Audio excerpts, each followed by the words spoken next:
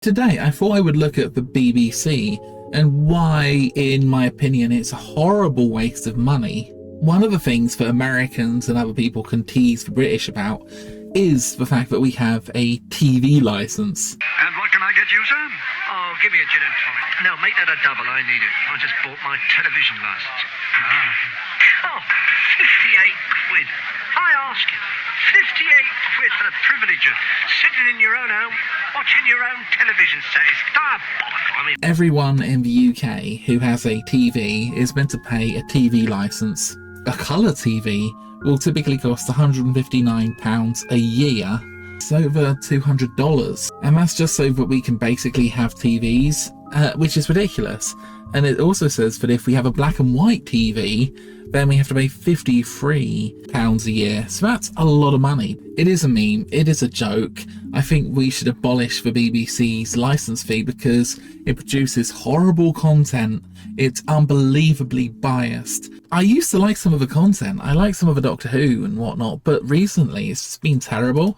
So let's look at some of the fantastic content that we get on the BBC. We have RuPaul's Drag Race. So RuPaul, yes. And are we going to You don't like women? No man can tend to feet.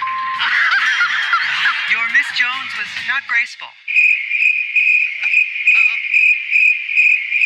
Oh, right. Look, I get people like it, but this is the #1 programme on the BBC. Why can't that be on Netflix? I don't know. Oh look, Mr. RuPaul is all over Netflix. The BBC is kind of mandatory in the UK to pay. The fact that they are basically robbing people to buy these shows, I just find it so annoying. FIFA Women's World Cup. Well, you know, I actually quite like the Women's World Cup. They've kind of got a show about the 1970s. We got the BBC Proms, which is all about India and Bollywood. We scroll down, we have something called Snowfall, which is a black man in LA in 1983, and it's apparently a episode about cocaine. We have something called Champion here. I don't know if they're British or American, but I don't know. We also have Silent Witness, which is a kind of murder mystery thing, and Call the Midwife, which is apparently horribly politicised, but yeah, kind of about midwife in the Second World War. It's about misogyny, apparently. The first word is misogyny, so Dreaming Whilst Black. No idea, but yeah. We've got Hospitality, Pride and Prejudice, fair enough. I think it's an old movie, Jane Austen or something. And we have David Harewood's on blackface. This will probably appeal to people who are, like I say, probably older, or people who maybe live in the centre of London.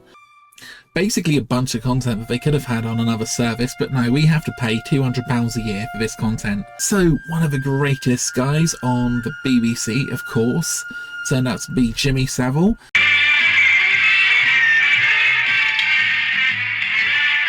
what does she do with the cable, boys?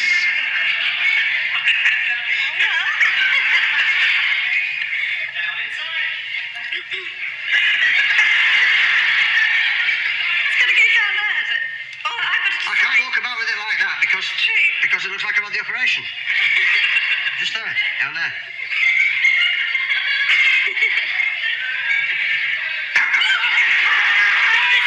And if you guys don't know, after he died, convicted of being a...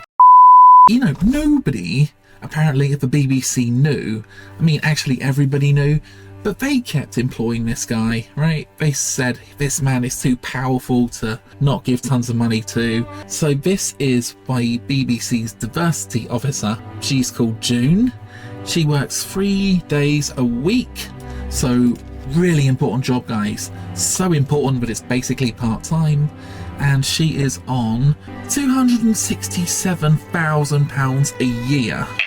We need the efficiency of the Germans, the pragmatism of the Finns, the innovation of the Swedes. We also need the creativity of the Italians, and of course the Frenchness of the French. Right, so that's what, $300,000 for a 3-day-a-week job. So her job is about increasing the number of ethnic minorities and disabled people on the screen. Good job. I think she's doing a great job there. You know, definitely worth almost $300,000 a year. So another thing that annoys me about the BBC is they have a huge amount of Cambridge graduates. Poor people paying rich people to produce content which is condescending and annoying to them. You know, that's basically what it is. Here's just a quick chart basically showing that viewing figures for the BBC News has just been going down and down and down. Their political coverage is kind of okay, but it's also incredibly biased, right? I'm going to show you an example of some of this bias with the Nigel Farage scandal. BBC basically got told by a bank that they had debanked a guy called Nigel Farage because Nigel Farage was too poor. And the BBC reported on this uncritically, basically spreading the lie that they had been told. They wanted it to be true because the BBC are very, very politically biased. The BBC had to obviously correct this because they lied. The BBC are not optional. If I don't like Netflix for whatever reason, I have the option of not buying Netflix. And they pay themselves massive salaries. Yes, these are some of the people they're giving the money to. You know, the poor little old lady who maybe lives by herself, who's really poor, who's struggling to buy food and pay her heating bill. She has to pay these people's salaries. Gary Lineker, okay, is famous for selling crisps in the UK. And he is on 135. Well, he's over £1 million here. So this is the most well-paid man of the BBC. His name is Gary Lineker, and he presents the football show Match of the Day, which is one of the most popular shows, because guess what? Everybody likes football. Well, I don't, but yeah, a lot of people in the UK do. He had a tax issue come up a while ago where they accused him of not paying enough tax, and he actually argued that because he sent out some tweets, that counted as public activism, and therefore he didn't have to pay millions of pounds worth of tax. And here's the funny thing, right? The BBC would argue he earns his £1.3 million a year contract because he brings in the viewing figures. Why does the BBC even care about viewing figures? I mean, they get their money. Even if they put, like, a turd on the screen for 12 hours a day, people would still pay them, right? So it doesn't even matter about views. And secondly, right, when there was a bit of an issue with the show and all the presenters had to leave, right, everybody actually said the show improved. Viewing figures went up. When Gary wasn't on the show, more people watched.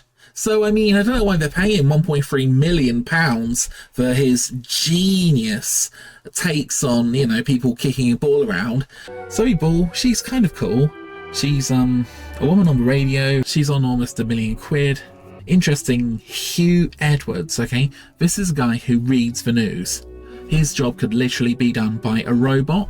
There was another big scandal about Hugh Edwards, who there was allegations that he was paying a young man to send lewd images to him. So just to summarise, right, I think that there are parts of the BBC which are pretty good. There's also a lot of junk, and I don't like the way it's funded. I would personally break the BBC up so you would have the World Service and the radio aspect, which would just be paid for by the government, right? And you would maybe keep the news service aspect of the BBC, but the other stuff, you could move that all to like a subscription model that people could pay for, a bit like BritBox, for example. And, you know, the BBC could also farm out their content to other providers like Netflix, and they already do this a lot of the time. I just think that having a license fee is kind of archaic, and I don't think that a lot of the content is particularly good, and I don't think we should be forced to pay to have a TV in our house. I think the model is ridiculous. It might have worked 30 years ago or 40 years ago when there were like 3 channels on the television, but nowadays I don't think most people even watch the BBC. I think it's horribly out of date. Most of the content they produce is just really cringy to watch, and I hate to say it, but they're unbelievably classist. They're very, very middle class. They have their own political views, and they want to enforce those views on everybody else. And even the sort of, you know, cultural stuff that they try to create for young people always just feels like it's kind of speaking down to people, and it's patronizing, And I would rather just not pay for it, to be fair. So yeah, that's my recommendation. That's what I think we should do. Break the darn thing up, charge people who want to watch that content a fee, and just provide the basic news services for people and the music services, which can just be funded, directly by the government. I don't know what you guys think. Leave a comment, let me know what you think, and yeah, thanks for watching, and goodbye.